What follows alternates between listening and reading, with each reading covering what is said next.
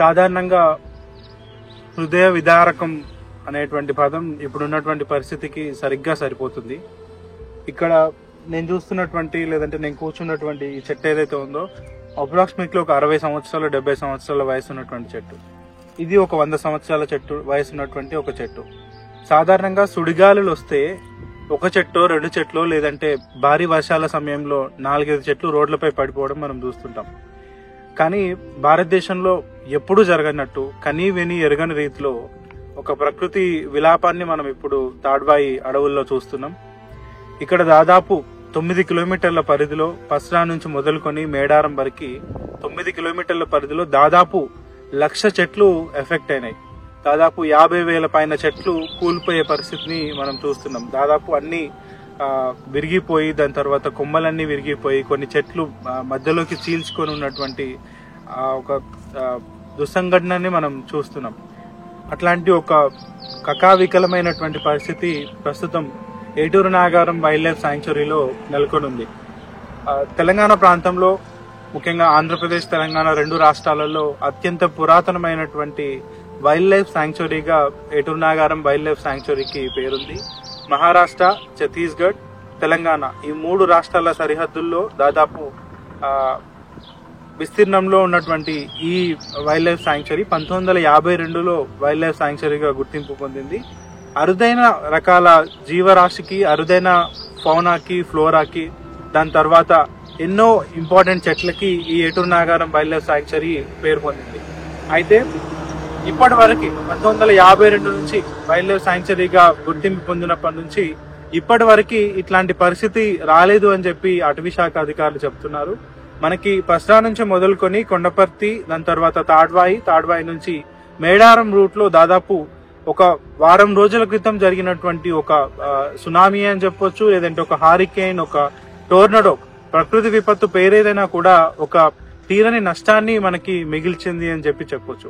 ఇంకొక కోణంలో చెప్పాలనంటే ఇదే ప్రకృతి మాత కోపించి ఇన్ని వందల వేల చెట్లని తీసుకుంది. అయితే ఇంకో రకంలో అటవీ శాఖ అధికారులు ఏం చెప్తున్నారంటే అడవిలో జరగడం కొంచెం సేఫ్ అయింది. ఇదే గనక జనావాసాల్లో ఆ కొండపర్తి లాంటి ఊరు, తాడ్వాయి లాంటి ఊరు, పస్రా లాంటి ఊరు, ఇట్లాంటి ఊరు ఉన్నటువంటి ప్రదేశాల్లో జరిగితే మాత్రం తీవ్రమైన స్థాయిలో జన నష్టము, ఆస్తి నష్టం కలిగి ఉండేదని చెప్తున్నారు. అండ్ ఇప్పటికీ జరిగిన నష్టం ఏదైతే ఉందో అది ఒక తీరని నష్టం అని చెప్పొచ్చు. ఇన్ని వేల చెట్లు పెరగడానికి మళ్ళీ ఎన్ని సంవత్సరాలు పడుతుందో, అద్భుతమైనటువంటి ప్రకృతి వనరులకి, ప్రకృతి సంపదకి ఈ వైల్డ్ లైఫ్ శాంక్చురీ ఒక డెస్టినేషన్ గా ఉండేది. ప్రజలందరికీ తెలుసు ఏటూరు నాగారం వైల్డ్ లైఫ్ శాంక్చురీలో కొన్ని 10ల సంఖ్యలో వాటర్ ఫాల్స్ ఉన్నాయి. మీకు పస్రా నుంచి మొదలుకుంటే ఏటూరు నాగారం వరకు ఏదైతే రోడ్ వే ఉంటుందో one of the beautiful road way in Telangana అని చెప్పొచ్చు. ప్రకృతిని చూడడానికి వెళ్లే పర్యాటకులందరూ కూడా ఆ రూట్ లో ట్రావెల్ చేయడాన్ని ఇష్టపడతారు. కానీ అదే రూట్ లో ఇప్పుడు 2 వైపులా కూడా కిలోమీటర్ల మేర విరిగిపోయిన చెట్లు, ఒక రకంగా చెప్పాలంటే కాళ్ళు విరిగిన వ్యక్తిలాగా అనిపిస్తుంది. ఒక్కొక్క చెట్టుని చూస్తే చాలా బాధేస్తుంది. ఎంత హృదయ విదారకమైన దృశ్యం అంటే ఇక్కడ నా కంటికి ఎంత దూరం కనిపిస్తే అంత దూరం చెట్లన్నీ కూలిపోయి ఉండడం అనేది చాలా బాధాకరమైనటువంటి విషయం. అది ఇట్లాంటి భారతదేశంలో ఇట్లాంటిది జరగలేదని చెప్తున్నారు. బట్ సీనియర్ ఫారెస్ట్ అఫీషియల్స్ తో మాట్లాడినప్పుడు 1996లో ఇక్కడ దగ్గరలో లవ్వాలా అనేటువంటి ప్రదేశంలో ఇట్లాంటిది చిన్నది జరిగిందని చెప్తున్నారు. అది రికార్డ్ అయింది.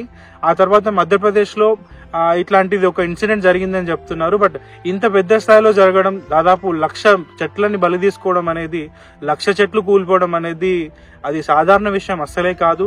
అండ్ ఒక వరద ఎట్లయితే ఉంటుందో, ఒక సునామీ ఎట్లయితే ఉంటుందో, లేదంటే ఒక పిడుగుపాటు ఎట్లయితే ఉంటుందో దానికి 1000 రెట్ల ఒక నష్టాన్ని మనం జియోలాజికల్ గా మనం చూస్తున్నాము. దాని తర్వాత ఇన్ని చెట్లని లాస్ అవ్వడం అనేది ఒక బయోడైవర్సిటీకి కూడా మంచిది కాదు.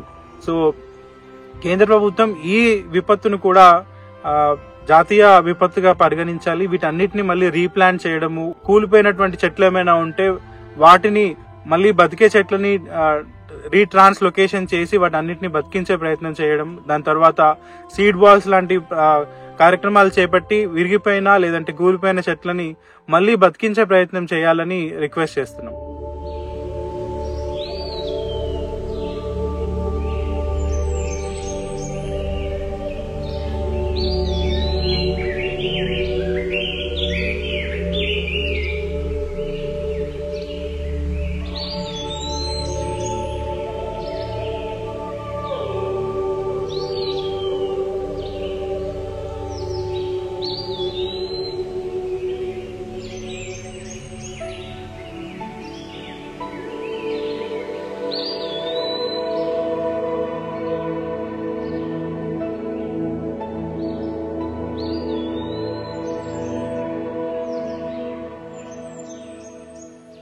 దేశంలోనే మొట్టమొదటిసారిగా ఇక్కడ జరగడం. గతంలో 1996లో ఇదే తాటిపై దగ్గరలో ఉన్నటువంటి ఒక ఊర్లో జరిగిందంట. మరి మళ్ళా తర్వాత ఇప్పుడే జరిగింది. మరి ఇలాంటి హృదయ విదారకమైనటువంటి సంఘటనలు చిల్లా చెదరబడిన చెట్లను చూస్తూ ఉంటే చాలా బాధ ఇస్తూ ఉంది. మరి వెంటనే ఇక్కడ ఉన్నటువంటి ఫారెస్ట్ డిపార్ట్మెంట్ వారు కావచ్చు, ఇతరత్ర అధికారులంతా కూడా వీలైన త్వరితగతిన మరి ప్లాంటేషన్ చేయాల్సిందిగా కోరుతున్నాం. అదేవిధంగా ఇక్కడ దగ్గరలో ఉన్నటువంటి విలేజ్ లో సుమారు ఒక 15 ఇళ్ళ పైకప్పు భాగాలన్నీ కూడా పోవడం జరిగింది.